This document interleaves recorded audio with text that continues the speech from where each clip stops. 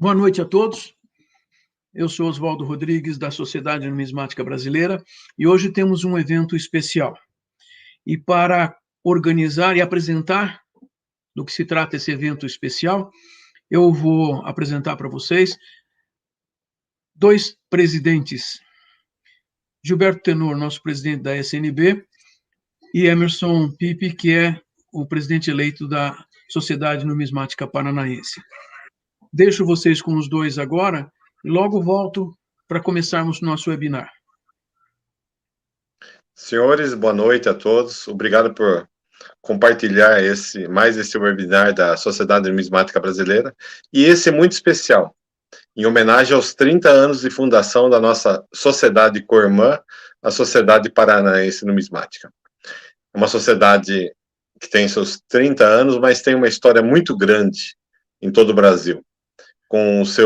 Muitos de seus associados são associados da SNB, isso nos orgulha muito, inclusive eu sou associado, e na atual diretoria do Douglas Santos, temos o Emerson Pipe, que é diretor lá atual, e agora é o presidente eleito da sociedade. A sociedade cumprimenta todos os associados da SNP pelos 30 anos e esperamos que isso se repita por muitos anos. Nós que estamos quase no centenário e que a SNP tenha também seu centenário e muitos outros como nós. Obrigado, Emerson, por participar disso daí e agradeço ao Edil e ao Rogério Bertapelli por explanarem sobre a moeda 1825 do Pará. E ao Oswaldo, que é o nosso grande representante aí. Obrigado. Obrigado, Gilberto. Agradeço em nome da SNP, de todos os nossos 250 associados, de toda a atual diretoria e também da futura diretoria que assumirá a partir do dia 22. Muito nos orgulha participar desse evento juntamente com a nossa co-irmã, a SNB. Realmente isso projeta aquilo que todos esperamos para o futuro, que será uma união bem forte entre as sociedades, não só Paraná e São Paulo, como também de outros estados.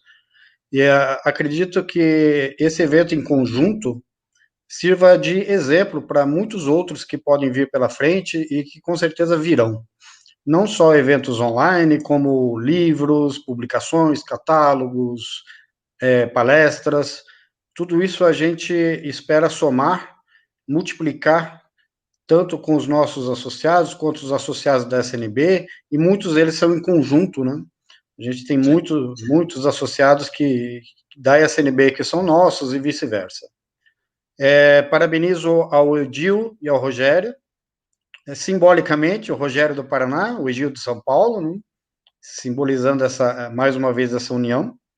E eles fizeram esse livro, 1825P, que foi um marco no assunto. O Rogério desencavou o assunto, o Edil foi lá e reuniu uma documentação que, acredito eu, indubitavelmente prova tudo aquilo que se cogitava antes sobre as moedas do Pará. Acho que o Gilberto me comentou antigamente que elas até eram cogitadas como se fosse de São Paulo, né? Sim. Ou falsas, né? Como falsas de São Paulo. E agora eles estão aí com esse livro e agora com esse webinar. Agradeço a todos, agradeço à SNB pelo convite e pelo evento. Eu quero agradecer aos nossos presidentes. Como ambos disseram, muitos de nós da SNB também somos sócios da SNP, e, na verdade, é bastante importante estarmos com vocês hoje aqui. Agora eu vou pedir licença aos nossos presidentes e trazer os nossos convidados. Vamos lá. Essa noite, então, é dedicada a essas moedas especiais, essa apresentação especial que nós temos aqui, o Edil Gomes e o Rogério Bertapelli. São dois estudiosos em numismática e vocês vão ver pela dissertação deles que se trata de apresentação de estudo e não apenas de copiar ou simplesmente falar o que os outros já falaram. Meus amigos, por favor, quero deixar vocês à vontade e lembrem de dizer sobre o livro de vocês, porque provavelmente vai ter gente perguntando onde tem o livro, cadê o livro, o que a gente faz. Vocês têm coisas para nos mostrar. Por favor, tomem a palavra e façam uso do tempo à vontade. Então, começando... Primeiro... Pode começar, Rogério? Não, pode começar. Eu só ia agradecer aqui, mas pode começar também. Eu agradeço depois. Vamos lá, então. Então, na noite de hoje, nós vamos falar de duas moedas, mas não é simplesmente as duas moedas, né? Toda uma história por trás dessa história, a história que envolve, inclusive, a independência do Brasil, a história do Brasil, a história de um Estado brasileiro, né? Então, de repente o pessoal fala, mas eu não tenho essa moeda, qual que é o interesse meu por uma 1025P? Ela envolve, a moeda, na verdade, é um elemento de estudo, então, ela prova várias coisas no período ali que ela foi confeccionada, né? Então, a gente tem uma história antes, durante e depois dessa moeda. Então, hoje, vamos apresentar aqui um bate-papo interessante comigo, com o Rogério, e vamos mostrar esse caminho que não começou com a gente, começou lá atrás com o Merli, Souza Lobo, Kurt Plober, e de repente caiu na nossa mão, né? Um pouco foi sorte, outro pouco foi a experiência nossa de vasculhar alguns documentos, né? Pela facilidade de alguns documentos, eu acredito que se alguns desses documentos tivessem caído na mão desses outros pesquisadores, né? A história até deveria ser outra, né? Hoje a gente teria uma outra história, né? Então, hoje a gente vai traçar esse caminho, uma história sobre duas moedas, mas que envolve muito mais que isso. Rogério? Então vou falar um pouquinho. As palavras do Edil foram perfeitas, só que eu queria primeiro agradecer ao Edil, ao Tenor, ao Oswaldo por terem me convidado para participar dessa live hoje, que é um momento muito interessante dos 30 anos da sociedade, e eu me sinto honrado pelo convite, eu agradeço muito pela participação. Então, eu acho que agora eu vou começar, vamos, sem perder muito tempo, começar a falar, eu vou querer introduzir a palestra, fazer a introdução para o Edil falar do livro com mais tranquilidade depois. Eu vou dividir aqui minha tela.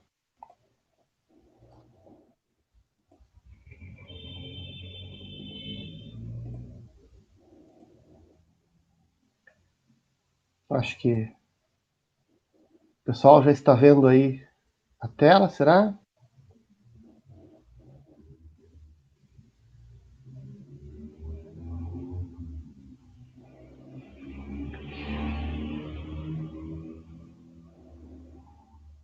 Pronto, a tela já foi dividida, então.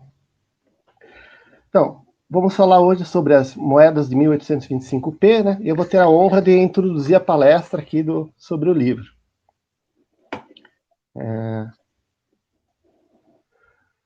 Como toda palestra, há pessoas que conhecem, já leram o livro, conhecem muito bem as moedas, e outras que estão começando, ou até vão ter o primeiro contato hoje. Então eu vou dar uma introduçãozinha, falar um pouquinho delas, depois o Dil fala até melhor, mas o que são as moedas de 1825P. Então, existem moedas de R$ 80 e R$ 960, prata e cobre, da data de 1825P, com a letra 1825, a letra monetária P. O que acontece? Essas moedas sempre foram muito misteriosas.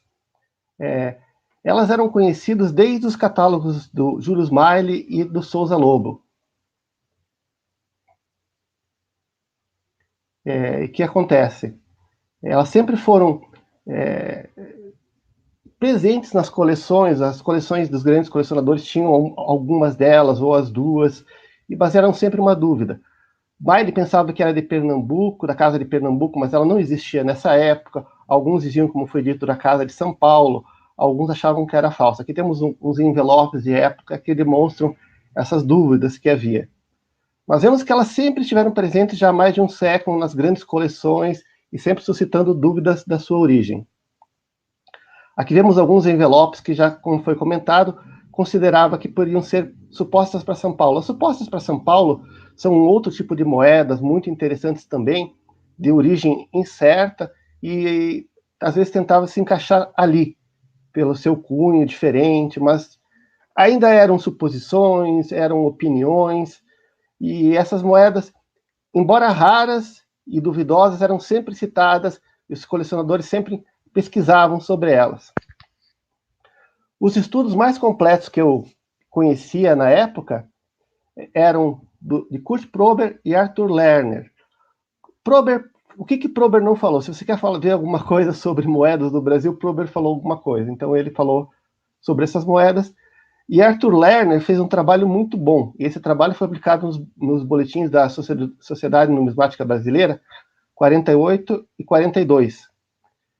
Mas todos esses estudos eram suposições, apresentavam as moedas, se tinha ideias, mas a maioria do consenso é que elas eram falsas, por causa da sua feitura, macunhagem, cunhos abertos à mão, davam essa impressão, mas sempre ficava aquela pulga na orelha do pessoal, mas será que ela não tem uma outra origem? Mas não se tinha muita noção sobre ela. E aqui, como o Edil comentou, para mostrar que, às vezes, a coisa não é simplesmente vamos achar essa história, vamos descobrir sobre essas moedas, eu vou comentar um pouquinho sobre de onde vem o começo disso, da minha parte, ao menos. Tudo começou com pesquisas em jornais de época para fichas e vales. Por quê? Em 2009, o Alexandre Barros fez aquele maravilhoso catálogo sobre fichas do Brasil. Eu achava, na época, que tudo na numismática já estava mais ou menos escrito ou demonstrado. O livro dele foi fantástico, porque trouxe muita coisa que ninguém conhecia. Foram 40 anos de pesquisa que ele colocou nos livros que ninguém, por exemplo, no Paraná, a gente não conhecia um terço das histórias que ele colocou no livro. Eu achei aquilo fantástico. Tive a sorte de o Alexandre Barros estar muito tempo aqui em Curitiba e conversar com ele, e perguntei para ele sempre muito simpático, muito aberto, como que ele conseguiu pesquisar tudo aquilo. Ele me explicou que basicamente ele pesquisava nos almanac Lammert, que ele tinha os almanacs impressos, mas não tinha todas as cópias. Esses almanacs são como listas telefônicas antigas que ele descobria o nome das empresas, o nome das fazendas, até tinha datas que elas estavam ativas, e ele pesquisava mais. Eu me ofereci para ajudar e descobri, por acaso, que havia quase todos os almanac Lammert digitalizados, lá por 2010, desculpe, na Biblioteca Nacional. Depois descobri também que havia jornais de época e muitos livros do tempo do Império digitalizados para maravilha. Fiz pesquisas, a gente achou muita informação interessante sobre seringal, fichas de seringal, do Carará, fichas da Niterói e Omerim, informações novas, até um leprosário. Todo mundo sabe que existem 2 leprosários no Brasil, o do Pará e de Santa Catarina. Descobrimos até um terceiro, o Itapuã, lá no Rio Grande do Sul, através dessas pesquisas. E foi tudo muito gratificante trabalhar com o Alexandre. Mas o que acontece? Por volta de 2013, 2014, o colega, Dr. Enio Garletti, me convidou para a gente tentar fazer um livro sobre o estudo das coroas dele. Eu aceitei na hora, maravilhado. Eu sempre quis produzir alguma coisa assim. E nesse momento eu passei a procurar sobre moedas de cobre. E tem muita coisa sobre moedas de cobre nesses jornais digitalizados. A Biblioteca Nacional, esse trabalho de digitalização dele dos jornais e periódicos e livros, é fantástico para pesquisadores. E eu tinha descoberto já algumas coisas interessantes sobre cobre. Até que, por um acaso, depois de ler algumas coisas sobre as moedas 1825P, eu descobri algumas coisas de jornais falando das moedas P, com a letra P. Veja que interessante. Além das coleções atuais, digamos, de 1900 para cá, terem as moedas, falarem sobre as moedas, jornais de época falavam sobre a letra P. Tem aqui um jornal de época, de 1820 a 30, falando das 80, 40, 20 e 10 reais com as letras iniciais R, B e P. Puxa vida, a P também era bastante presente na época, tanto para ser citado em jornais. E daí eu comecei a pesquisar um pouco mais e achei esse trecho interessante. Que José de Araújo Roso mandou cunhar os 2 vinténs de cobre para valerem 4, sem legítima autoridade. E esse dinheiro corre nessa província. Espera aí, quem que é José de Araújo Roso, que mandou cunhar 2 vinténs, que seriam os XL réis, né, os 40 réis, para valerem 4? que seriam uns 80 réis. E depois eu pesquisei mais e achei mais um detalhe. Roso cunhou moeda antes que houvesse licença, e os que cunharem moeda de sua própria autoridade, morte natural de fogo. Tinha pessoas querendo que ele morresse porque ele cunhou moeda, e isso era um dos piores crimes na época contra o Império, cunhar moeda sem autorização. Mas também dizia que, visto que Roso cunhou a moeda 6 meses antes que chegasse a licença, mas peraí, ele cunhou a moeda e tinha licença que chegou depois, e diz ali também que há scriptus, que há informações escritas, e existiu uma licença para ele, então tem mais informação sobre isso, tem que pesquisar mais. E quem que era Roso?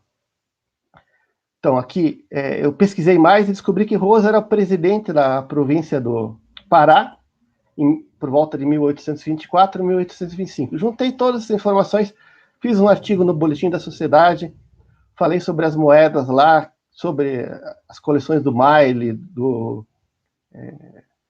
Souza Lobo, e as informações que eu tinha na época.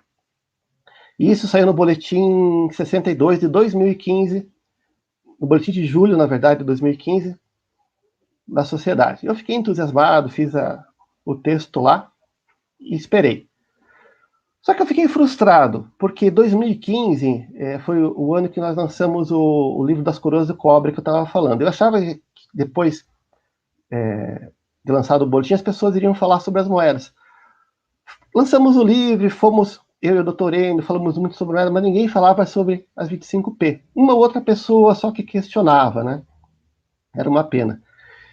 E foi indo assim, e também, na verdade, essa frustração de não ter repercussão não é nova. Até hoje, o Edil e eu somos um pouco frustrados que elas não entraram ainda para os catálogos, mas acho que agora elas estão entrando mais, né, no gosto do pessoal, elas são mais interessantes, o pessoal vai estar dando mais atenção, tanto que nós temos a palestra aqui hoje. Mas era normal, eu lembro que em 2009 eu tinha feito artigos também sobre moedas do real e ninguém dava bola nenhuma. Então, nesse período, a gente percebe que o pessoal não dava tanta importância. Hoje a gente vê que o pessoal está muito mais interessado em história, em ler, em conhecimento. E chegamos até 2018. Em abril de 2018, o Dr. Enio e eu lançamos o primeiro livro do Cobre. O segundo foi lançado em dezembro de 2018, lá na Sociedade Numismática Brasileira. Aconteceu que em agosto, o Wilton Lúcio, o grande colega Wilton Lúcio, uma pessoa fantástica, que nesse momento entrou em contato comigo e anunciou terem descoberto documentos novos sobre as moedas. Eu fiquei de boca aberta. Ele falou, tem documentos sobre prensa, sobre cunhagem. Eu disse, maravilha. E quem tinha descoberto isso? O colega Edil. Daí o Wilton Lúcio nos botou em contato e o Edil mostrou tudo o que ele tinha encontrado, o livro que ele estava fazendo. Eu achei fantástico a documentação que ele tem. Como já foi dito, tem moedas desse período que não tem tanta documentação, falando sobre elas, sobre como eram as prensas, como era a tentativa de fazer. E temos a moeda aí, que é a prova de tudo isso que é falado nos documentos, temos a moeda para provar aí. E agora eu gostaria de agradecer novamente o Edil, que o Edil foi extremamente gentil. Ele me procurou através do Wilson, porque ele não me conhecia diretamente, ele me convidou para colocar o nome no livro. O livro é praticamente do Edil, porque eu pouco pude ajudar em toda essa pesquisa fantástica que ele fez. Ele gentilmente colocou o meu nome junto do dele, mas esse livro, o principal, a maioria, na verdade, quase toda a pesquisa é do Edil. Eu ajudei com algumas imagens, eu ia falar alguma coisinha no volume 2 sobre as moedas, mas a pesquisa que o Edil tinha feito não tinha o que complementar. Então, Edil, eu agradeço por ele ter colocado o nome, eu nem precisava ter o nome, porque o livro é dele, mas ele foi extremamente gentil, diferente de muitas pessoas hoje que tomam o trabalho dos pesquisadores mais antigos e nem botam as fontes. O Edil foi extremamente gentil em colocar meu nome junto do livro. Eu acho que esse é um livro muito mais do Edil do que meu, mas eu agradeço essa gentileza que ele fez e demonstra que há pessoas no nosso meio que querem levar a pesquisa adiante, não só, às vezes, tomar a fama de fazer. Então, Edil, obrigado, eu agradeço aqui publicamente por ter me convidado a botar o nome, eu nem precisava, você insistiu, muito obrigado por isso, mas agora você está introduzido, eu acho que o pessoal já tem o começo da história, você pode falar agora do livro. que acho que é uma obra tua, que você merece os maiores parabéns por ter descoberto documentos tão interessantes sobre essa moeda. Por favor, Gil, se quiser continuar. Vamos continuar. Continuando na apresentação, esse é o livro que foi lançado, como o Bertapelli contou, como foi o início, né?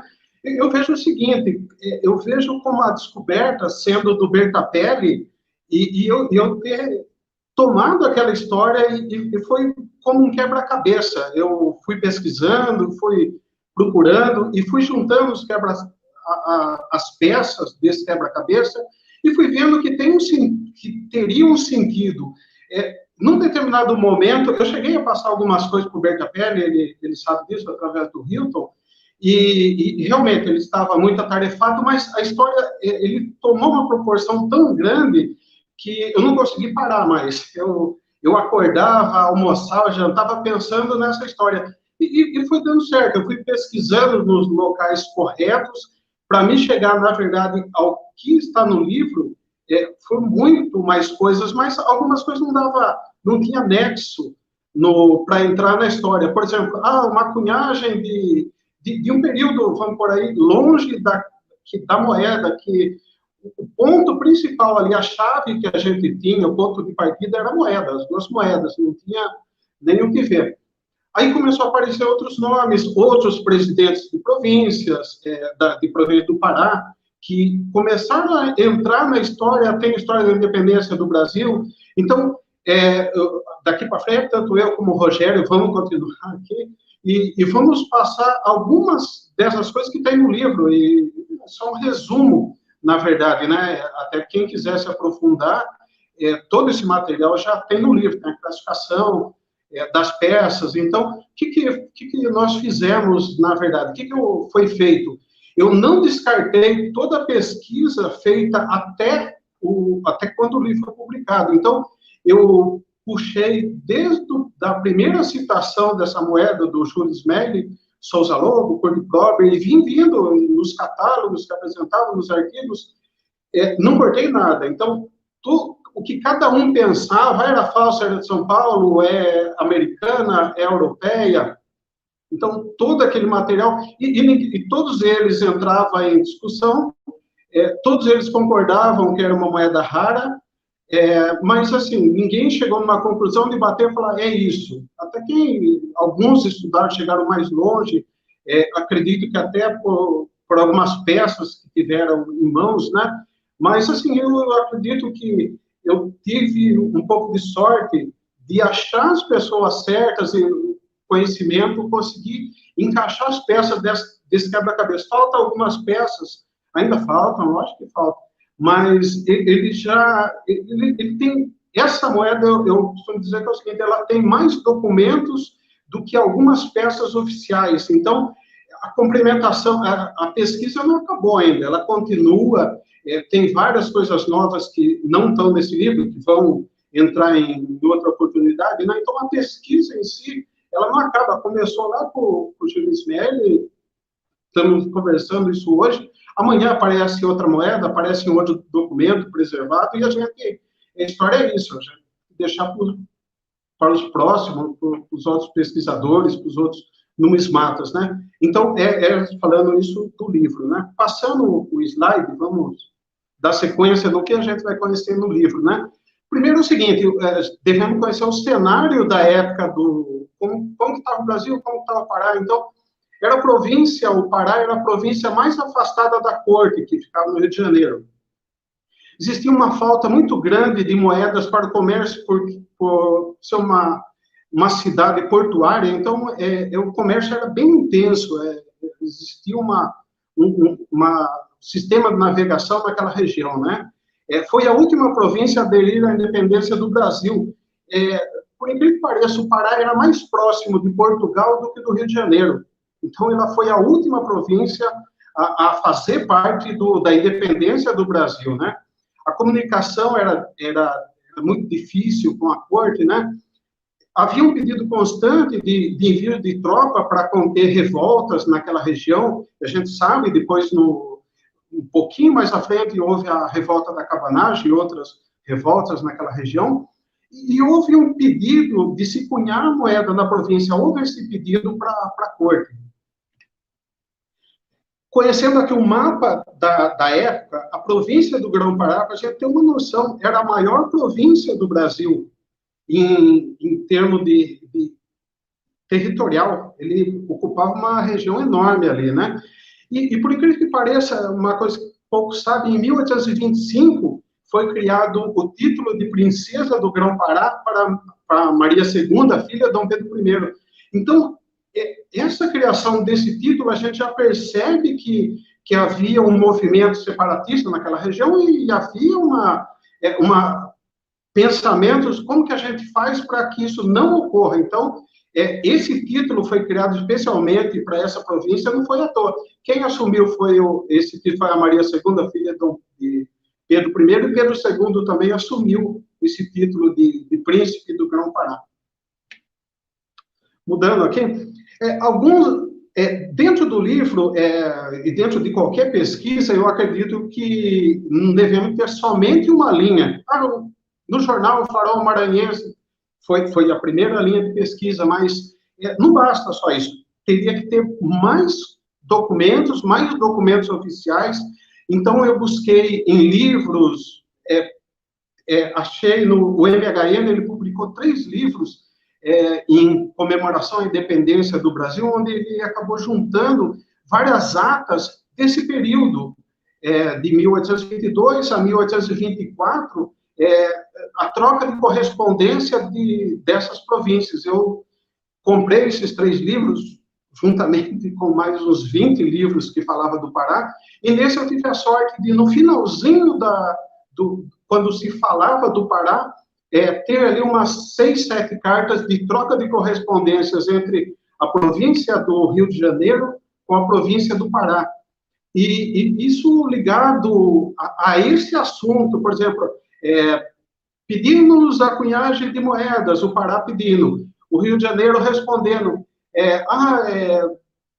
vamos fazer a cunhagem de moedas para o Pará, de prata e de cobre, pela necessidade. Então, havia essa troca de mensagens, isso mais para provar que é o seguinte, que não foi a cunhagem no Pará, não foi feita, por exemplo, não foi uma cunhagem falsa.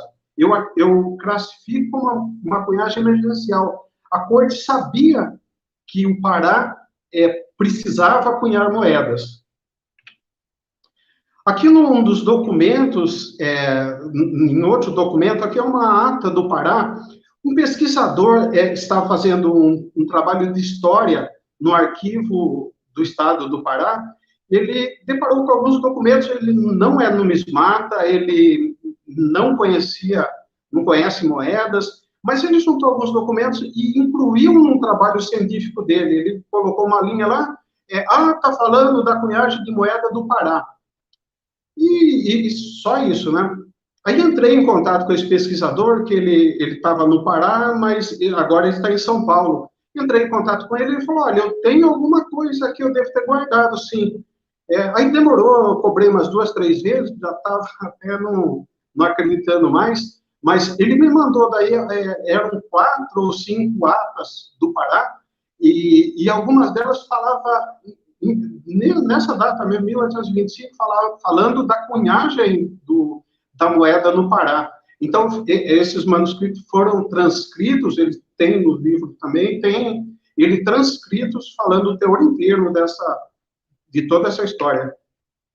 E outra coisa interessante que no ano de 1826, então a gente fala da moeda do Pará de 1825, em 1826, um outro governador, que não era o Roso, ele fala o seguinte, que ele pede à fazenda que envie uma nova prensa de cunhagem, porque a prensa antiga estava dando um problema, e eles não conseguiam utilizá-la mais. Então, estava pedindo uma prensa de cunhagem de moeda e uma prensa tipográfica para jornal. Então, isso, 1826. Então, os documentos, eles vão se juntando como um quebra-cabeça na história. Isso de várias fontes diferentes. Outra coisa interessante nessas atas também da província é o seguinte, os personagens dessa história são governadores da província, e até num desses documentos, quem assina também no final da ata é o Félix Antônio Kremke Mauscher. Então, quem conhece a história do Pará, a história da revolta da cabanagem, sabe que ele que começou o movimento da cabanagem. Então, ele tinha conhecimento de como estavam essas moedas, como foi feita a cunhagem. Então, ele tinha um conhecimento da estrutura dos cofres públicos do Pará. Então, isso que é interessante, os fatos vão se interligando, vão ligando com aquela peça principal que a gente chama das moedas, né? Então, é o seguinte, como eu disse até no começo, os pesquisadores temos como hipóteses, né, classificando como Rara, Júlio Meles, Augusto Souza Lobo, o Saturnino de Pada, o Hermann Porsche, que fez um catálogo, o Kurt Prober, acredito que ele tem um vasto material que fala sobre as 1825P, mas eu percebo que ele faz uma citação também, ele faz uma análise, e ele tinha poucos elementos para isso, né? O Edgar de Araújo Romero, o Eugênio Caffarelli fala sobre essas moedas, inclui, inclusive, no catálogo dele, e o Arthur Victor Lerner, né? Ele fez 2 artigos para a Sociedade Numismática Brasileira também, fazendo uma descrição dessas moedas, falando de ser falsa, de ser de São Paulo, né? Aqui já vamos entrar um pouco nas moedas, já na semelhança então a gente fala de 2 moedas, né? Então, a moeda seria a de R$80 e a de prata R$960. Então, o que acontece? As 2 moedas, elas têm semelhanças entre elas, né? A principal delas, e que deixou mais a gente intrigado, é que o suposto gravador desses cunhos, ele escreveu o nome dele dentro da faixa da esfera armilar, né? Então, ele colocou o nome Álvares, aparece o nome Álvares, não são em todas as moedas que aparecem, né? Mas ele aparece tanto na moeda de R$80 como na de prata. Então, é um dos principais elementos que nos levou a fazer uma análise das 2 tendo uma mesma procedência, então, daí, né? Vamos lá? Aí é o seguinte, nós falamos sobre as moedas, nós temos, dentro do panorama das variantes de cobre, temos 39 moedas de cobre hoje classificadas, pode ser que tenha mais, 2 variantes em prata, né? Então, são 4 tipos de moeda de cobre e 2 tipos, chamamos de variante de moedas de prata, somando, no total, 12 moedas. Desse total, estão em coleções particulares, estão em museus também. Aí, todas essas moedas, tanto de prata como de cobre, todas elas são recunhadas. Poucas apresentam a data, então, isso gerou um pouco de dificuldade em se classificar. É do Pará e não é do Pará, mas outros elementos, além do Álvares, faz com que essa moeda seja única. Então, ela tem uma diferenciação de cunhos, até fácil de perceber, é do Pará, não é do Pará, então, só vendo a foto já dá para saber. Então, a característica só encontra nessas moedas, várias dessas moedas de cobre, elas possuem o carimbo da cabanagem de 1835, então ela prova também que ela circulou muito naquela região. Analisamos também várias moedas falsas de época desse período, englobando, vamos por ali, 2, 3 anos antes, 2, 3 anos depois, e as moedas de falsas desse período são muito diferentes, ela não bate a classificação, ela é bem mais tosca, vamos falar assim, do que, mesmo sendo toscas do Pará, ela ainda tem alguns elementos que lembram, por exemplo, ela assemelha assim, a uma moeda de São Paulo, né? E outra coisa que as moedas de R$80 de cobre, hoje elas constam no catálogo do Enio e do Bertapelli. Então, eles incluíram essa moeda, tirando o aspecto cultural dessas moedas, partindo para o aspecto daí, mais de financeiro, elas têm um valor alto de mercado, então ela sempre teve uma procura alta, tanto as de prata como as de cobre. Recentemente, as de prata está mais difícil, mas recentemente em leilões, as moedas de cobre alcançaram valores altos, e as moedas que têm aparecido de cobre normalmente alcança um valor mais alto, que não faz jus até a menção de se falar em falsa. Então, é por isso que eu até falo, qualquer moeda que tenha uma história, ela gera também um apelo maior em sua procura. Isso em qualquer moeda, né? Não só essa que a gente está falando aqui, né? Iniciando agora vamos conhecer esse universo de variantes das moedas de cobre, né? Classificamos dessa forma. Variante 1, ela tem 26 tulipas cheias e bem definidas. Então, essas moedas que vocês estão vendo na tela seria da variante 1. Algumas, por exemplo, a de cima aparece a data, a de baixo já não aparece a data, mas aí você me fala como que eu sei, qual que é as variações. Os outros pontos seria aparecer o nome Álvares, se tem, não tem. 19 estrelas na esfera, todas elas têm. Aí, o outro ponto principal da classificação seria a flor do tabaco. Nessa variante, que eu chamo de variante 1, então, ela tem 4 pétalas. Então, o principal, 26 tulipas, não dá para ver a tulipa, o ano, não dá para ver o ano. Então, a flor do tabaco ali, ela define daí o tipo de variante, né? Ele tem outras variações, tem outros elementos para se definir essa variante, mas essas seriam as principais. A moeda de cima, eu mantive o crédito do dono da moeda. A moeda de cima é a moeda que está no catálogo do Souza Lobo, e a moeda de baixo é a moeda do Fernando Tenor. Ela foi capa, inclusive, do livro. Ela foi a grande... né, foi por causa dela até que eu comecei o estudo. Achei muito interessante quando o Tenor postou essa moeda, e até então era suposta de São Paulo. Variante 2. A variante 2, ela assemelha-se muito à variante 1, mas a diferença dela, ela tem as tulipas cheias, mas ela tem 24 tulipas. Algumas aparecem a data, outras não. A gente percebe como todas são recunhadas sobre moedas da colônia ou do Reino Unido. Algumas apresentam o carimbo de escudete, que seria da moeda base, né? Essa moeda, ela outro ponto principal que a gente viu na anterior, que era uma flor de tabaco com 4 pétalas, nessa, ela tem a legenda com fontes cheias, mas ela tem 5 pétalas no ramo de tabaco, seria o ramo da direita, então, daí, né? Na moeda de baixo, ela tem, está numa coleção particular do grande amigo Vitor, ela tem inclusive o carimbo ali de 20 réis do Pará. Variante 3. Na variante 3, a gente já percebe o seguinte, que as tulipas já não são tão cheias, e bem como a legenda daí também, né? Nesse caso, classificando como variante 3, a flor de tabaco ela tem 5 pétalas, mas a legenda já é mais fina. Tem 24 tulipas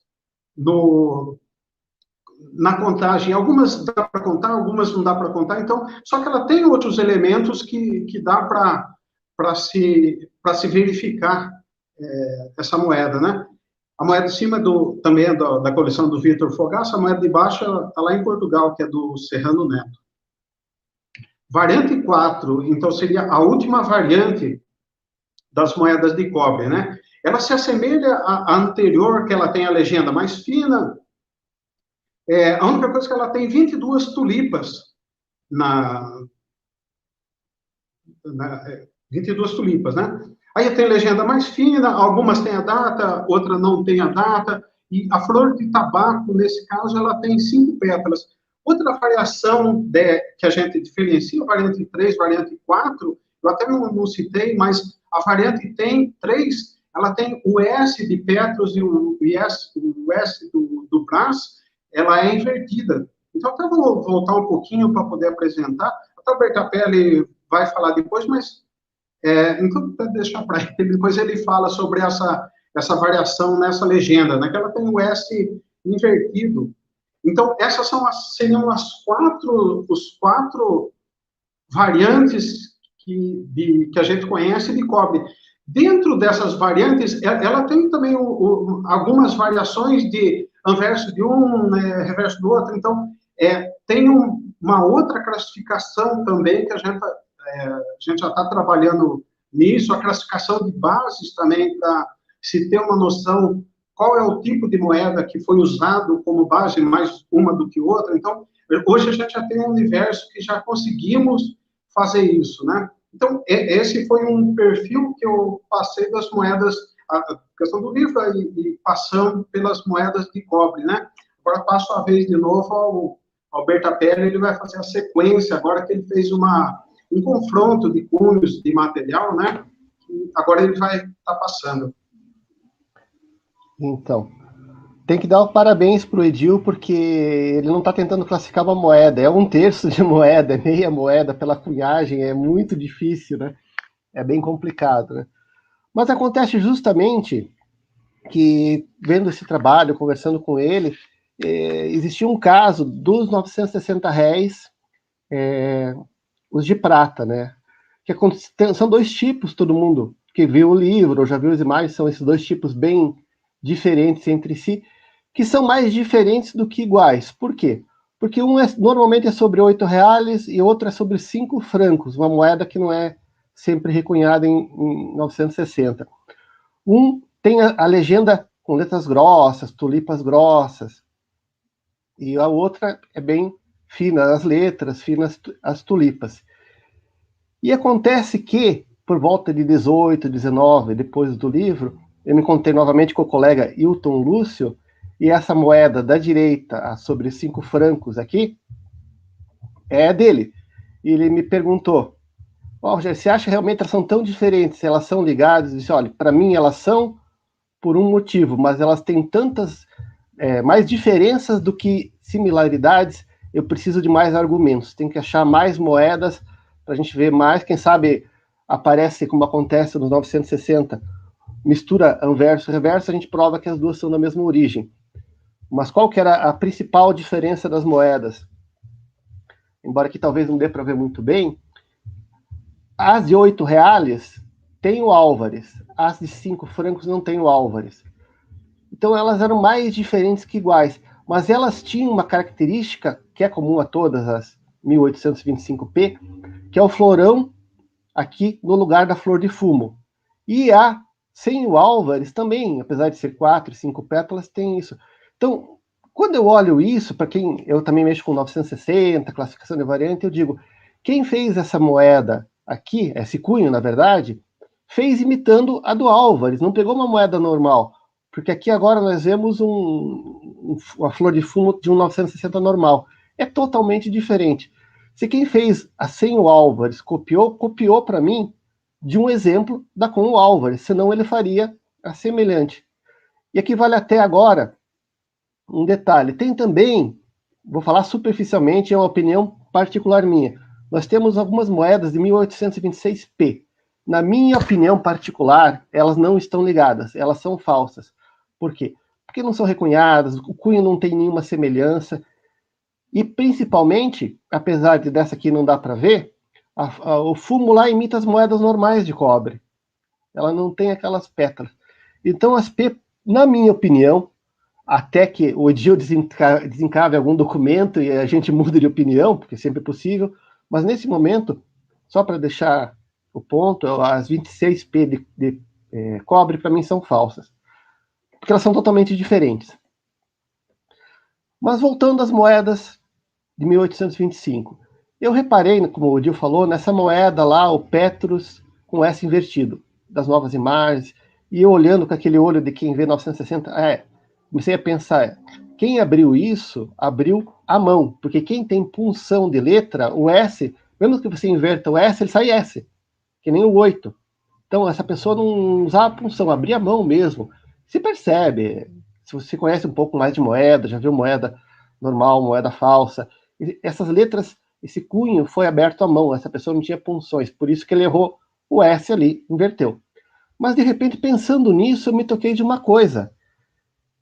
Aqui temos agora o R o S do Petrus, da de prata, aquela sobre 5 francos, e embaixo essa de cobre com essa invertido. Eu notei, essa caligrafia, digamos assim, da cunhagem é a mesma. Essas letras são muito mais similares do que com a do R$8, do cobre, é muito parecida com a de prata de 5 francos. Era o mesmo tipo de letra. Alguns podem dizer, não, mas essas abertas à mão são todas parecidas. Mas quem já mexeu com muita moeda falsa, mexe com 960, fica olhando o tracinho que sai da serifa do R para identificar, começa a pegar essas nuances. E eu fui olhar mais de perto, melhor essa moeda com essas características, e eu percebi que realmente elas eram muito diferentes. Aqui temos uma tela com 4 imagens. À esquerda, o que vou chamar de gravador 1, que é o Álvares, e à direita um gravador 2. Em cima, nós temos os 960, e embaixo o cobre, R$80. E se percebe que elas são bem características. A do gravador 1 tem tulipas cheias. A do 2, a tulipa, na verdade, é um desenho feito de uma bolinha e 3 tracinhos. É totalmente diferente entre esquerda e direita, mas muito similares entre em cima e embaixo. Então eu comecei a notar que realmente há muitas similaridades de 2 gravadores. O que era óbvio, né? Mas na de prata se percebia isso de longe. Mas aqui eu queria argumentos para juntar as 2 moedas. E aqui estão alguns outros. As letras no signo e no víndice do gravador 1 são grossas. A do gravador 2, a moeda de prata em cima e de cobre embaixo à direita, são mais finas. E eles têm essas cruzetas fininhas e pontudas. É bem interessante, é bem característico. No gravador 1 elas são bem grossas, aqui elas são fininhas. Elas parecem aquelas shuriken, aquelas estrelas ninjas, de tão pontudas que elas são. E com isso eu percebi, olha, tem ao menos uma moeda de cobre, com todas as letras, com todas as características da de prata de 5 francos. Só que tinha vários problemas. A de prata não tem o Álvares. E aqui tem uma imagem ampliada dessa moeda de cobre que tem esses detalhes. Infelizmente, a má cunhagem não deixa observar a moeda. Esse aqui, o escudete, ficou bem em cima, mas sobrou um pedacinho aqui do zodíaco fora do escudete. E olhando ali, se você olhar ampliado, ele é liso. E se você olhar ali, ó, embora seja um pedaço só da moeda, você percebe. Se você olhar uma imagem ampliada de Álvares, você percebe que o Álvares normalmente são 2 linhas, um baixo relevo, as letras, não tem nada disso aqui.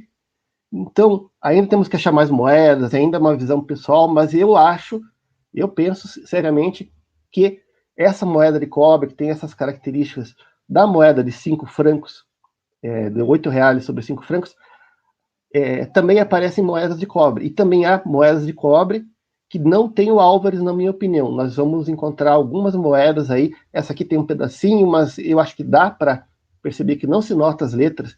Devia ter ao menos uma letra ali, talvez 2. Está totalmente liso.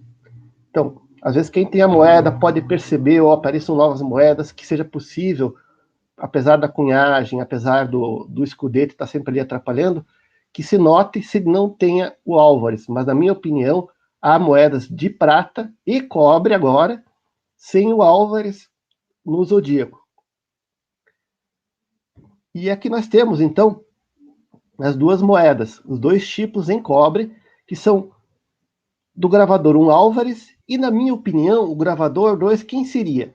Pode ser um outro gravador, mas era mais comum na época um gravador ter um aprendiz. Quem sabe, isso é uma opinião pessoal, o gravador 1, que era o Álvares, estava fazendo as moedas e passou, ó, imite a minha moeda, faça um cunho, você, que é meu aprendiz, baseado nessa moeda. Por isso que o reverso saiu com o florão idêntico nos 2. E isso é uma opinião, pode ser outro gravador, mas eu acho que é mais fácil, no período da época, ser um aprendiz, talvez, do Álvares. Pode ser que sim, pode ser que não, é muito difícil dizer, mas acho bem provável essa hipótese. E aqui nós vemos realmente 2 moedas agora, de cobre, muito semelhantes às de prata, as diferenças. Aqui as tulipas diferentes, as letras diferentes, o que mostra que há os 2 gravadores nas moedas de cobre também. Quem sabe a gente vai ver aí alguma moeda de cobre sem o Álvares atrás. E pelos estudos do Edil, ele andou me mostrando, eu acho que vão aparecer, eu tenho eu consegui ver umas imagens, nem todas as imagens são muito boas, podem aparecer aquilo que eu esperava nas de prata, nas de cobre. Troca de cunhos, o cunho de anverso de um gravador e de reverso de outro. Acho que agora o pessoal que tem as moedas em casa vai dar uma olhadinha, vai perceber, eu acho que nós vamos ter umas novidades, o Edil aí vai receber umas fotos novas, umas peças novas, quem sabe a gente tenha mais umas novidades para falar. E mais uma coisinha para terminar, uma curiosidade. O Edil falou das prensas, ele fala no livro que a prensa não era muito boa, e o interessante é que, colocando as imagens aqui para a palestra, se você olhar as duas moedas estão um pouquinho deslocadas para a direita, um pequeno bonezinho, um deslocamento de cunho. O interessante é que as duas moedas de cunhos tão diferentes têm o mesmo deslocamentozinho de cunho. Aparentemente foram feitos na mesma prensa que tinha esse pequeno deslocamento. É algo assim circunstancial, mas interessante que duas moedas de cunhos tão diferentes têm o mesmo defeitinho, da mesma proporção de erro ali do deslocamento de cunho. Então, isso aqui eu acho que, como eu falei, em 2018, 2019, a moeda do Wilton, ele me perguntou se eu achava que sim ou que não. Eu falei, não tinha muitos argumentos. Eu acho que com essas moedas agora, os argumentos estão aí. Ó, Wilton, você pode ter certeza. Na minha opinião, eu acho que eu consegui demonstrar aqui para os colegas que as duas moedas de prata foram feitas por dois gravadores, mas com certeza têm a mesma origem. Para mim sempre foi, mas é bom ter argumentos, e as moedas agora mostram os argumentos para dizer que existiam dois gravadores e os dois fizeram as duas moedas. Então essa eu estava devendo para o Wilton Lúcio há muito tempo, essa resposta. Wilton está aí agora, eu entrego, e agradeço agora o Edil a ter dado esse tempinho para mim, dar essa resposta para ele, demonstrar esse detalhezinho que a gente percebeu, deixar ele voltar a explicar as moedas aí, as variantes que ele está vendo. Edil, quer continuar? Pensa que não é apenas uma moeda, são 6 pares de cunhos diferentes, seis pares de cunho. Então, 6 anversos e 6 reversos. Apesar de ser um ano só, são 6 tipos diferente. Então, e esse tipo de cunhagem que a gente olha aqui, tal é recunhada, tal, não, a gente vê só o centro e as laterais não aparecem. Esse tipo de erro, ele acontece em algumas prensas provinciais. Então, temos algumas outras moedas classificadas do Brasil que apresentam esse mesmo defeito, vamos por assim, de cunhagem, né? De ter uma cunhagem mais forte no centro e uma cunhagem bem fraca nas laterais. Pode ser até um problema da prensa ou problema do cunho que empena, mas por essa quantidade de cunhos que a gente chegou na conclusão, que dessas moedas que a gente conhece, 4 de cobre e 2 de prata, então a gente imagina o universo de moedas que foram cunhadas, né? São moedas que estavam no cofre do Pará, algumas de prata com peso inferior, por exemplo, as de 5 francos, ela tem um peso inferior aos R$8, né?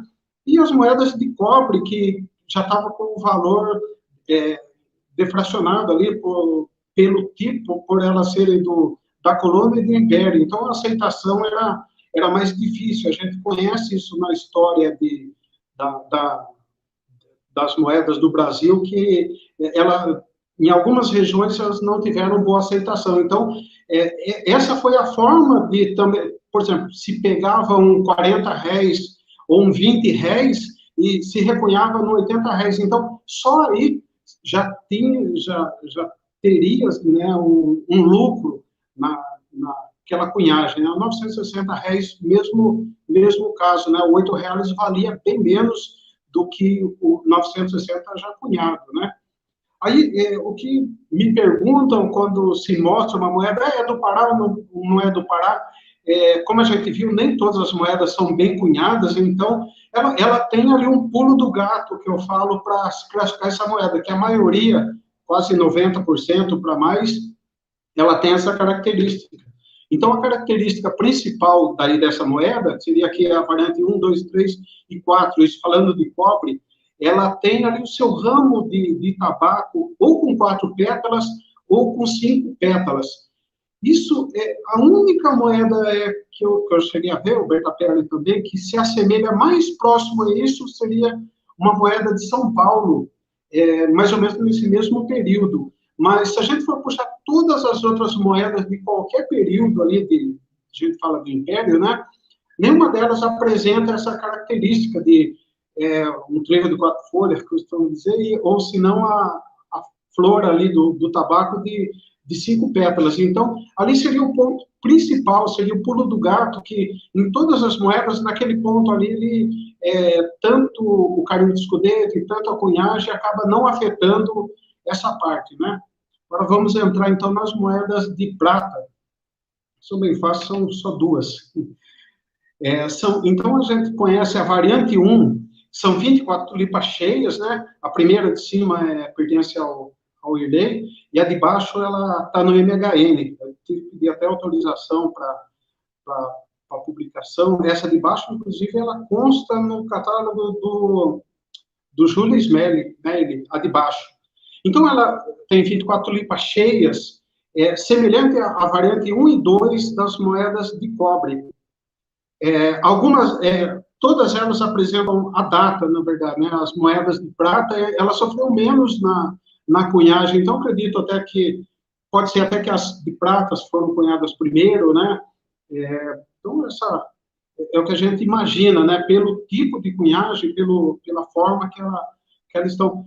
Nessa variante 1, ela tem 4 pétalas e consta o nome do Álvares, e é cunhada sobre R$8 e sobre 5 francos, né? 5 francos francesa. A gente sabe da proximidade também do Pará com a Guiana Francesa. Ali a gente conhece a história ali da revolta, sabe que a França já tentou adentrar no Brasil por aquela região, né?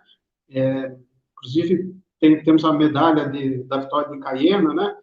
Então, a gente começa a ligar os fatos também do porquê, porque tem essa moeda recunhada, né, nessa moeda específica, né, sendo que até os 960 cunhados em 5 francos são moedas difíceis de se encontrar, né? Então, essa variante 1. Na variante 2, aí a gente já tem aquela proximidade com as variantes 3 e 4 de cobre. Nesse caso, ela tem 5 pétalas. Ela realmente, nesse tipo de moeda, ela não tem o Álvares na esfera, né? Ela apresenta a data e ela tem 24 tulipas. E nessa, especificamente, a gente percebe que a legenda é mais fina e também as tulipas são mais finas, né? Então, esse é o universo, esse é um resumo da história das moedas do Pará. Poderia até ler documentos, ler essa troca de correspondências, mas eu acho que a gente ia adentrar num outro universo, ia entrar em outro aspecto. Isso já não é para uma webinar, seria para um livro, e foi o que aconteceu, né? Então, temos alguns artigos sobre as moedas de 1825P. No livro tem todas essas referências, aonde pode ser encontrada cada um desses artigos, em qual catálogo saiu, e a gente tem percebido que os colecionadores focaram nessa história e acreditaram, viram que com os documentos apresentados, como eu disse, falta algumas lacunas ainda. Quem era o Álvares? É uma das perguntas que fazem. Como que a prensa chegou até o Pará? Como que os cunhos chegam do Pará? Se foi feito no Pará? Se foi mandado pelo Rio de Janeiro? Então, algumas perguntas ainda faltam, mas ainda faltam alguns locais a serem pesquisados, né? Então, foi, na verdade, um start para até que outros pesquisadores que tenham outros acessos a outras moedas, acredito que tem moedas em coleções que a gente não conhece, que pode ter algum elemento ali que possamos utilizar a diferenciação entre uma variante e outra, fazer uma classificação melhor dessas variantes, das peças base. Então, é um estudo ali que ele começou, mas não teve fim. Então, ele começou lá atrás, não começou do Bertapelli, não começou comigo, então começou lá atrás. E eu acredito, tenho certeza que com o livro, com esse material, com o webinar, ele vai continuar. Outros pesquisadores ali vão correr atrás, vão dar uma olhada na coleção. Será que eu tenho essa moeda na coleção? Muita dessa moeda apareceram fora do Brasil, em leilões do eBay, e começaram a ter outra visão. Então, o pessoal, opa, peraí, é do Pará? O pessoal mostra para mim, é do Pará, não é do Pará? E aí, Bertapelli sabe que eu não tenho isso de, nossa, é do Pará, eu vou correr atrás, eu vou comprar antes. Não, eu até incentivo a pessoa, não compra, até alegria saber que a moeda estava na Europa e veio para o Brasil. Então, e os colecionadores também têm sentido isso, tanto no mim como no Bertapelli, de apresentar uma moeda, né? Alguns até falam, olha, tenho essa moeda, estou te mostrando, mas eu não quero que fale que é minha. Não tem problema nenhum. Então, o trabalho nosso é um trabalho de pesquisa em cima da peça, em cima da história do Pará, em cima da história de transição ali da independência do Brasil. Então, vai muito além disso, de querer uma peça, de querer falar, eu fiz, eu achei, eu vi. Então, por isso até que eu chamei o Bertapelli, foi ele que puxou o novelo ali e trouxe essa história toda, né? Então, a gente só vai complementando. Eu tenho certeza que virão outros que farão isso também, que vão continuar essa pesquisa e vamos ter ainda muita história sobre essas moedas. Ela vai mudar, pode ser até que mude a história do Estado, por exemplo, ter uma ideia, né? Se a gente descobrir que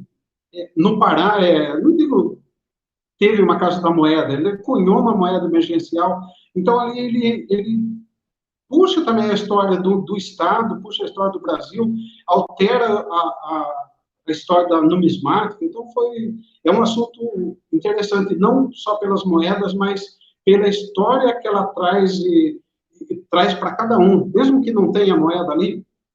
A peça da coroação, por exemplo, eu não tenho, mas eu vou estudar aquela peça, quem cunhou, como foi distribuída, quantas peças teve. Então, eu acredito que a moeda do Pará, da mesma forma, ela pode ser até classificada como uma moeda suposta do Pará ou como a primeira moeda emergencial do Brasil.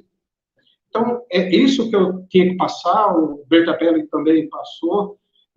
Não sei se conseguimos ser claros ali num tempo curto, de falar de uma moeda que não vem sendo discutida de hoje. Então, é difícil a gente entrar em confronto com outros pesquisadores que a gente sabe, né, que tem o papel fundamental ali de pesquisa de peças. E é difícil a pessoa, para poder entender, para a pessoa aceitar aquilo de uma moeda nova. Mas como a moeda nova, depois de 200 anos, aparece a moeda do nada e vocês falam que a moeda é boa e vamos pôr no catálogo. Então, a gente acredita que é difícil, mas com a base de documentos, acaba ficando uma coisa assim, contra fato não tem argumento, vamos pôr assim, né? Então, a hipótese que traz daqui para frente é que outros documentos ainda possam aparecer, outras moedas possam aparecer. Algumas das moedas, inclusive apresentadas no livro, vieram diretamente de colecionadores do Pará. Então, todos os fatos ali, eles ligam para uma história, intercalam numa história. Se não intercalasse, eu não estaria aqui falando sobre uma moeda, expondo sobre um assunto. Tanto, Bertapelli sabe, a gente não, temos várias outras histórias em paralelo que a gente estuda. Algumas a gente engaveta para depois voltar àquela história, outras a gente já vê que não tem sequência, que aquela moeda não vai chegar a lugar nenhum, e a gente deixa de lado até que apareçam novos elementos. E foi o que não aconteceu com 1825, ela veio aparecendo, a gente teve uma facilidade de ter acesso à documentação que hoje é digitalizada, que até então não tinha, né? Então, esse foi o ponto-chave de trazer à tona essa história, né? Então, nós apenas fomos ali os personagens, demos um pouco de sorte e outro tanto de conhecimento também, né, nessas peças, né? Então, esse é o ponto que eu gostaria, que eu coloquei. O Bertapelli também quiser complementar o assunto, e ficamos abertos ali para para perguntas, se alguém ainda tem alguma dúvida que a gente possa responder, estamos aí para isso. Não, o que o Edil falou é perfeito. A questão delas, a quantidade de cunhagem delas não é pequena. A gente vê que na época elas estavam no meio circulante, elas foram carimbadas, com carimbo do Pará, carimbo geral.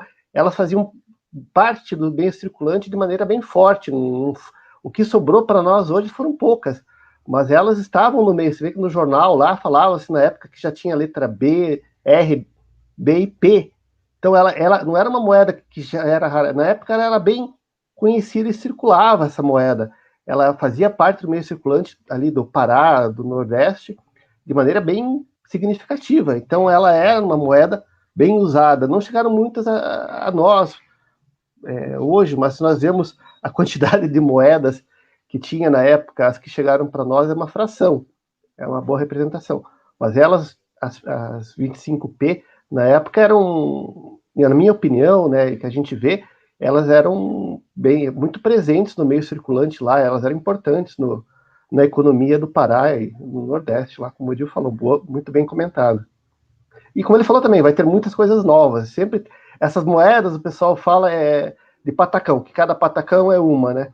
Essas moedas de cobre são uma das poucas que a gente pode dizer que se assemelham ao patacão, porque elas são recunhadas, cada recunho é único, a recunhagem impede de você, às vezes, classificar bem ela, mas por causa disso, cada uma tem seu encanto, cada uma aparece mais a base, aparece mais a de cima, é uma moeda diferente.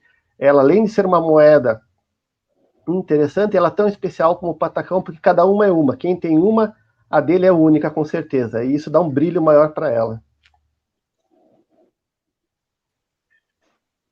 Bem, primeiro, parabéns às duas apresentações, porque vocês tiveram dezenas e dezenas de congratulações no chat do YouTube, do Facebook, que são duas audiências diferentes que se somam. Então, nós temos transmissão para o canal do YouTube da SNB e também no Facebook. Mas a gente já tem algumas perguntas e, olha, eu vou repassar para vocês podem ler aqui. O Mauro Vasconcelos quis fazer uma pergunta achando que poderia ser boba, mas eu acho que vale a pena a gente esclarecer isso, porque muitas pessoas que podem estar assistindo não entendem essas diferenças, ou querem entender assim, poxa, essas moedas cunhadas no Pará são patacas ou patacões? Acho que eu falo, então. Então, na verdade, algumas são patacões. Patacões são os R$960. Patacas é a moeda de 320 reais. É isso, né? Não estou falando besteira. Que as moedas de R$320 são patacas, de R$640 duas patacas, e quando apareceu R$960, ela pegou o apelido de patacão. Então, o único patacão é moeda de R$960. E tem R$960 nas 25P, então elas são patacão. Já os R$80, as de cobre, de 1825, não são patacas nem patacões, são R$80. Muito obrigado, Rogério. Tem outra pergunta aqui, do Numismata ABC Nomus, sobre a diferença das variantes poderem estar ligadas aos problemas das prensas que são reportados nos documentos. Edil, falei. Então, na verdade, variante é uma história. Variante, independente do tipo de cunhagem, elas têm a particularidade dela. Então, a variante não necessariamente, nesse caso, tem a ver com a prensa. Seria variante se tivesse no Pará, no Rio de Janeiro, na Bahia. A variante é o cunho. O cunho é diferente de um e do outro, né? Agora, uma outra história, há uma variação de cunhagem entre uma e outra. De um mesmo cunho, por exemplo, aparece a data, em outra moeda não aparece data, então a gente pode imaginar que seja no período ali que estava sendo cunhado, começou a ter quebrou a prensa, aconteceu uma história desse sentido, e então ele começou a deteriorar a cunhagem, mas a variante não muda. A variante pode ter, por exemplo, só um elemento ali, dá para identificar que a variante é aquela variante. Isso em qualquer peça, de qualquer moeda, de qualquer tempo. Olha, ainda perguntando sobre os patacões, é uma complementação, talvez vocês possam ajudar de maneira direta, assim. O que define as patacas e patacões? São diâmetros? Ou...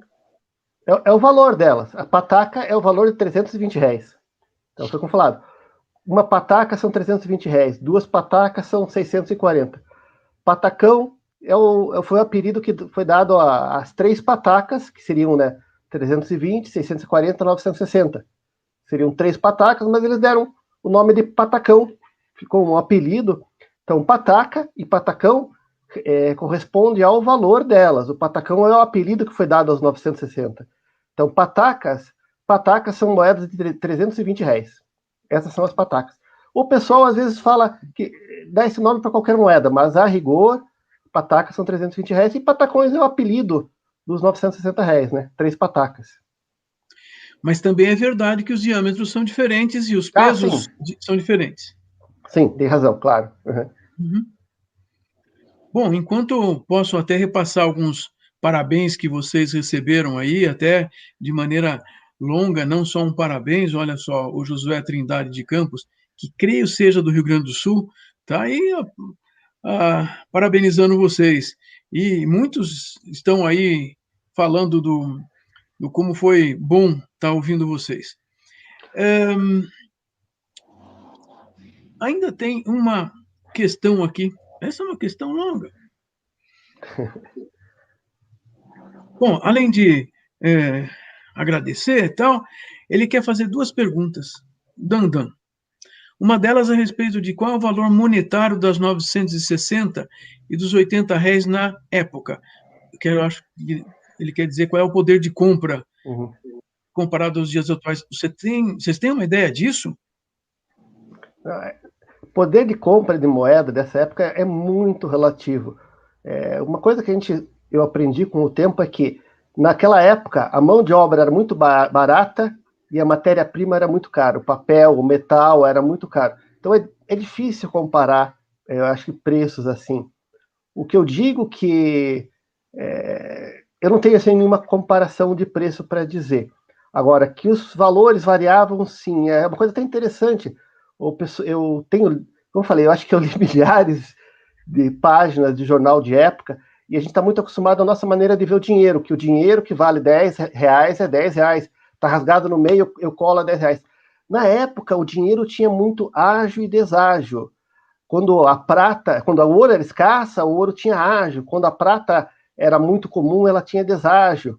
Quando o cobre, tem até no livro das moedas de cobre, tem uma passagem muito engraçada que o pessoal falava que o cobre falso do João é 10%, 20% de deságio. O do Joaquim é 10%. O do estrangeiro, que é muito bom, não tem deságio. Eles faziam até ágio conforme o cobre era verdadeiro ou falso. Então, o valor da prata e do cobre variava muito. Nem sempre o valor que estava estampado era o que circulava. Tinha muito, até com cédulas. O pessoal não gostava de lidar com cédula. Então, às vezes, o pessoal que recebia o troco do cobre de uma cédula não era negociada pelos R$1.000, R$5.000 da cédula. Às vezes, o cara, para passar para frente, pagava um deságio, um ágio para isso aí. Então, o valor das moedas é bem relativo e variava muito apesar do tempo, com o passar do tempo. No começo de 1920, no meio de 1920, na década de 1920, 30, a prata e o cobre variou tanto. Tanto que o cobre deu problema depois de ser carimbado com o geral, porque ele perdeu muito valor, né? Tinha mais valor carimbado do que de cobre, era muito mais falsificado. E de valor de época muito relativo. Eu vi muitos valores, assim, o jornal custava R$80 de cobre, a arroba de açúcar custava R$1.200. Tem no livro também uma coisa muito interessante. Mão de obra da época da carimbagem, tem um livro muito interessante sobre a casa do Troco de Paranaguá. O pessoal que carimbava a moeda do carimbo geral, quanto que era a diária das pessoas. Quem carimbava a moeda, pegava o carimbão e dava martelava, ganhava R$800 por dia. Quem trocava a moeda do lugar ali, botava uma nova, tirava, carimbava R$640. Então, a mão de obra da época era muito barata, os insumos eram muito caros. Comparar com hoje é muito difícil, a diferença é muito grande. A produção de materiais hoje é muito grande, a mão de obra hoje é muito mais cara. Desculpe a explicação longa aí, mas é um assunto interessante isso aí. Outra coisa que eu gostaria de falar, Oswaldo, a questão é o seguinte, né? Nessa época, vamos por assim, o sistema capitalista da época é diferente do sistema de hoje, então existia o valor monetário do metal antes de tudo, né? Então, nunca tivemos minas tanto de prata quanto de cobre, então esse material é importado. Então, a moeda em si é um pouco diferente do que a gente pensa hoje. A gente fala em moeda hoje, de bronze, alumínio, de revestido. Então, naquela época, se valia mais o valor do metal. A prensagem e a cunhagem, na verdade, seria uma autenticação do peso do metal. Então, seria muito difícil a gente levantar o preço do metal da época, tal. Só que aí tem a questão de cada região, de cada país. Por exemplo, R$8 custava R$750 para a Espanha, e para a gente aqui era R$960. Então, ele tem uma diferenciação ali de metal, mas do valor, mas o principal de tudo é o metal. É o metal que caracteriza o seu preço nessa época. Tem uma continuação da pergunta, que ele fez duas perguntas, né? A segunda é para vocês fazerem algum comentário sobre aquelas moedas de cobre encontradas em colares no Pará recentemente, que apareceram nos jornais, porque estavam referindo moedas do Pará. Eu vi muita coisa, mas eu só vi na internet, eu vi vídeos, eu vi vídeos do pessoal desenterrando, é uma coisa muito interessante. Infelizmente, a gente viu que as moedas estavam bem gastas nos vídeos, né? Tinha muita coisa. Elas são do Pará por achado, mas não deu para ver nos vídeos, a gente não conseguiu ver muito do que tinha ali. Eu imagino que devia ter um pouco de tudo naquele achado, né? Ficou de Pará pela descoberta, por terem, ao menos as que eu vi na internet, eu vi os vídeos, o pessoal mostrar, estavam sempre carimbadas do Pará. Talvez até por isso que elas ficaram com o nome de Pará. Mas eu só vi vídeos na internet, são vídeos que não dá para perceber muita coisa. Era uma quantidade enorme. Eu vi vídeos de um carrinho de mão de cobre. Pelo amor de Deus, o que é isso, né? É muita moeda. Então, havia muitas moedas carimbadas do Pará nas fotos que eu vi nos vídeos no YouTube. Talvez ela ficou com esse nome, né? Mas eu imagino que ela devia ter um pouquinho de tudo. Provavelmente muita carimbada, né? Bastante carimbada do Pará. Acho que por isso que ela pegou esse nome também. Mas vocês têm outra pergunta aí, que acho que deve trazer curiosidade de todo mundo. Vocês têm alguma informação sobre a quantidade das moedas cunhadas? O Paulo Barroso está perguntando a vocês. Eu coloquei das moedas conhecidas, né? 39 de cobre e 12 de prata. Essa é a que chegou na nossa mão. Inclusive, essas moedas, desde quando saiu no catálogo do Jones Meyer e do Souza Lobo, elas vêm aparecendo em todos os catálogos que apareceram a imagem das moedas. Essas moedas têm aparecido e têm surgido outras em leilões. Então, hoje, na nossa estatística, temos ali 39 de cobre e 12 de prata, isso em coleções particulares e em museus. Como o Gil falou, o que dá para ter ideia é que ela foi uma cunhagem expressiva, muito mais que outras que o pessoal chama de falsas, porque elas foram conhecidas na época, como o Edil fala, nós vimos, em várias coleções, elas sempre aparecem, vários colecionadores as têm, elas estão aparecendo, elas são muito mais conhecidas e encontradas que outras moedas, assim. Então foi uma cunhagem até expressiva, mas não foi nas quantidades das do Rio ou da Bahia, que nós temos tanta moeda aí. Mas a quantidade que eles conseguiram cunhar, ou que nem o Edil falou, até a prensa quebrar, talvez, ou o que eles conseguiram, é difícil. Eu diria que é até impossível, mas vai que o Edil descobre alguém lá que tem um documento que fala de alguma coisa, que em tal mês se cunhou 50 mil reais de moeda, e a gente tem uma estimativa. Mas é muito difícil dizer. Eu diria que é uma cunhagem até significativa, mas muito pequena em comparada a casas como Bahia, Rio, ou Goiás até, né? Cuiabá. Temos outra pergunta interessante. O Daniel Seschini quer saber se existem possibilidades das 80 réis P em outras datas, 26, 27. Eu até coloquei um videozinho de um ali, né? Eu, particularmente, eu vi só 26P. Cafarelli falou de P, acho que Prober. Eu nunca vi ninguém falar de 27. O Edil, não sei se ele viu alguém falar de 27P. Viu? Eu ainda não vi. Mas pelo que eu vi das moedas, elas não são recunhadas, não têm as características. Para mim, é uma falsa imitando. Isso prova que elas eram importantes no meio circulante, porque se alguém falsificou, ela era uma moeda que circulava bastante, né? Não se falsifica uma coisa que ninguém conhece. Mas é uma opinião pessoal, de novo, até o Edil ou algum outro colega descobrir que, eles cunharam alguma coisa em 26, né? Pode ser, mas como a moeda cunha é muito diferente, a gente viu das que o Edil já classificou ali, se você botar uma P, 26P, perto das outras, elas são muito diferentes. Então, eu acho, na minha opinião, né, é mais provável que seja uma moeda falsa imitando as 25P, que isso é até mais legal. Torna a moeda mais interessante, por quê? Porque ela era circulante no meio, era em quantidade, tanto que alguém falsificou em outra data. Então, ela era uma moeda muito importante ali no meio. Era uma moeda conhecida. Se não fosse uma moeda muito pouca cunhada, pouca conhecida, a pessoa não falsificava. Isso é uma outra pista da importância dessas P na economia na época, né? Aí tem uma opinião Só complementando, Oswaldo, eu não tenho o livro XL Reis da coleção do Parker-Arini, né? Fui editor desse livro, e o Bertapelli fez os 2 livros do Dr. Enio, então ele conhece também muito cobre, né? A gente sabe que no sistema ali de cunhagem, de fabricação desses cunhos do Império, se utilizava as punções, por exemplo, da letra P para fazer a letra R. Então, acontecia muito isso, e é normal, a gente tem alguns exemplos de moeda do Império, que a gente percebe que a pessoa fez um P, que é bem feito, bem materializado ali, e puxou uma perninha para se fazer um R. E tem moedas também que esqueceram de fazer essa perninha e ela ficou um P.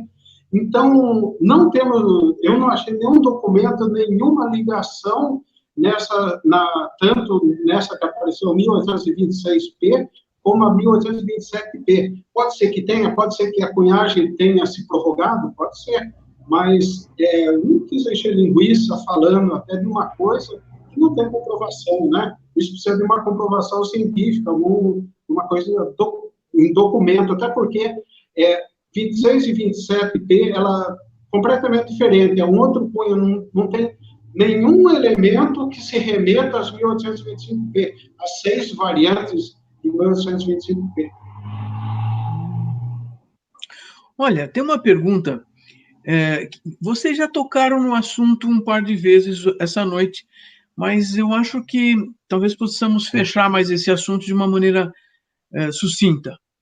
O Samuel Fonseca, já se desculpando por ser novo em numismática, ele entende que a moeda de 960 réis tenha sido de grande circulação na época.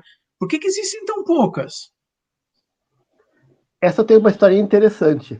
Oba! Pessoal, eu sou calouro, eu era calouro lá no começo dos anos 2000 na sociedade, mas eu adorava os mais antigos, alguns falecidos, como Cícero, Maynard, que falavam sobre as moedas.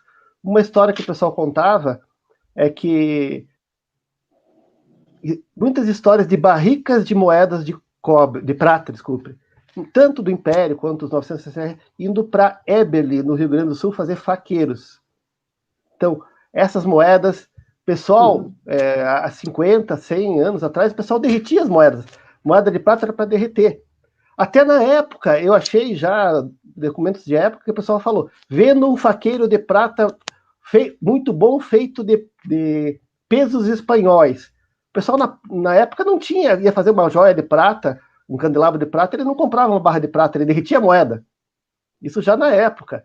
E no começo de 1900, imagino que as toneladas de prata que não foram lá para Eberle para ser reaproveitada e ser derretida e fazer faqueiros, ornamentos de cavalo, da alpaca, né? Então, muita da prata que nós temos aí foi derretida.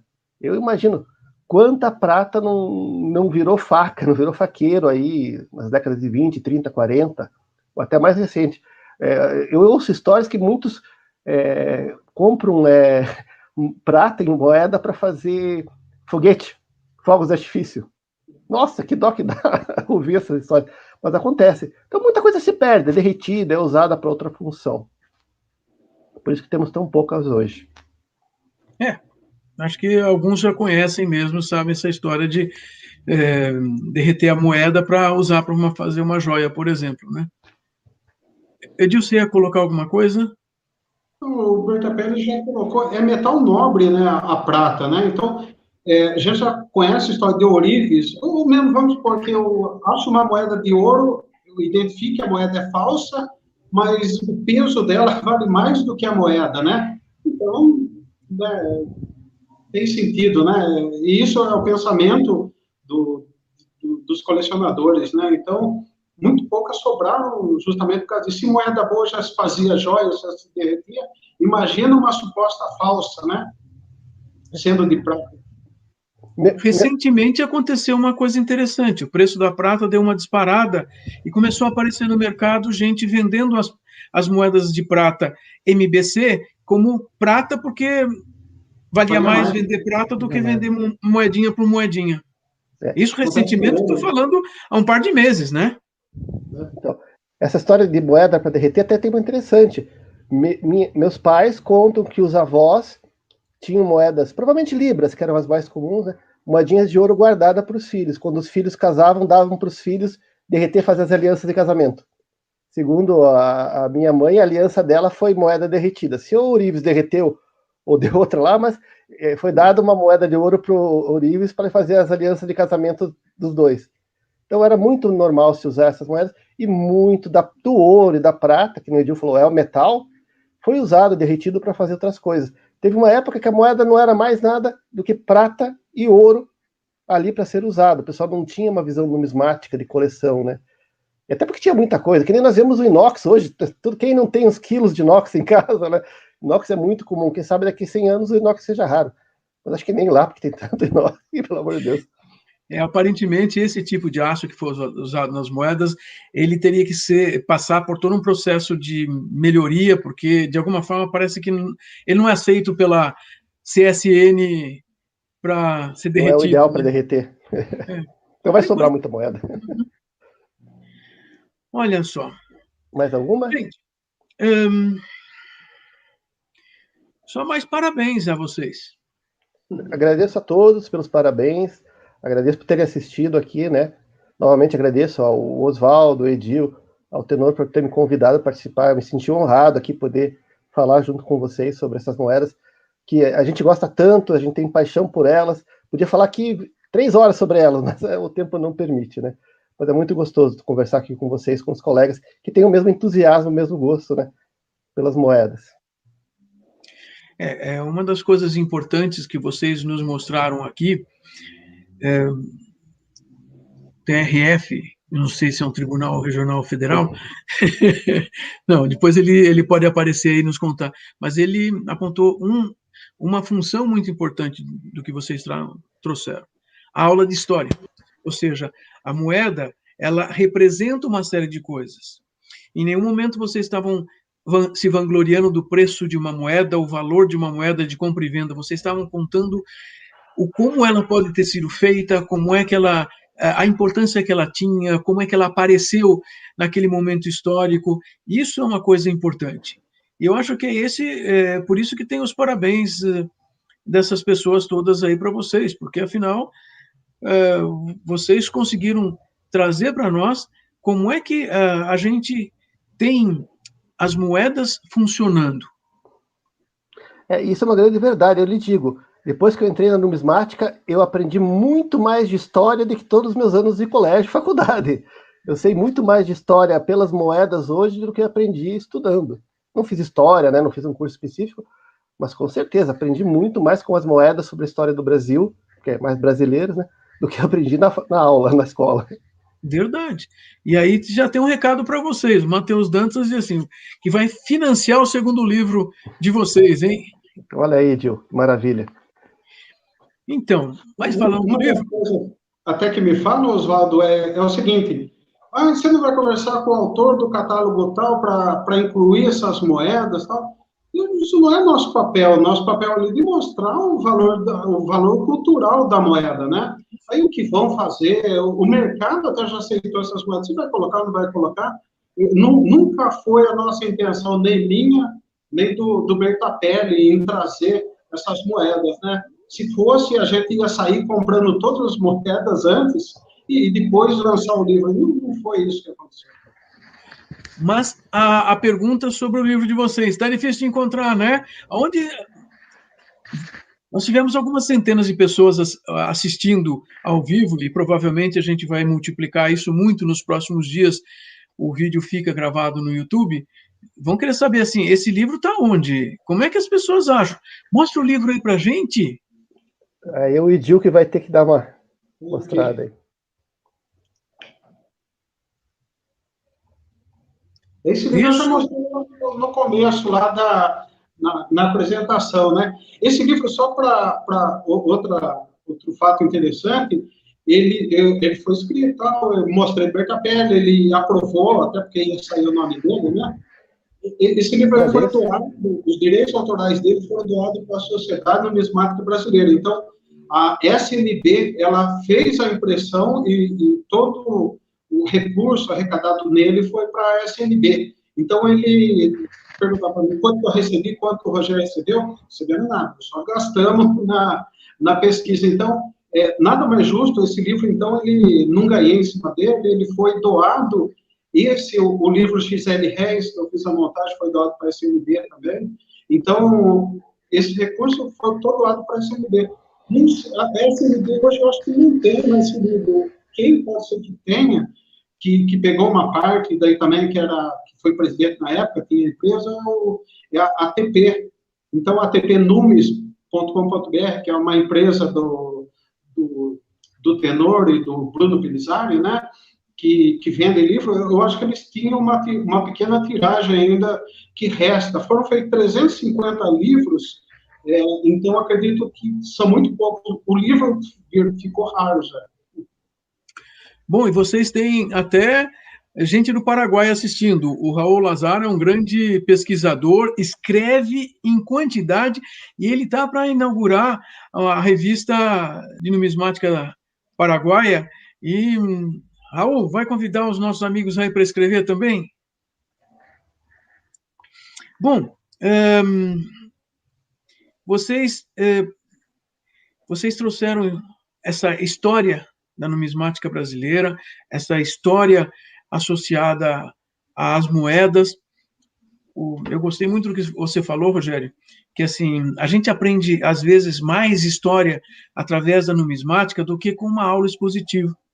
E uma vez, estava com 2 sobrinhos precisando saber o que aconteceu na Era Vargas, e fui lá eu pegar as moedinhas da Era Vargas e contar a história do que estava acontecendo. E eles conseguiram passar na prova, porque é uma maneira de entender história, né? Então, puxa.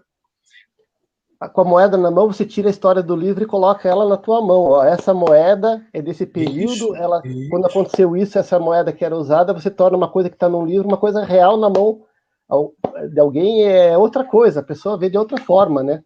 É muito interessante isso.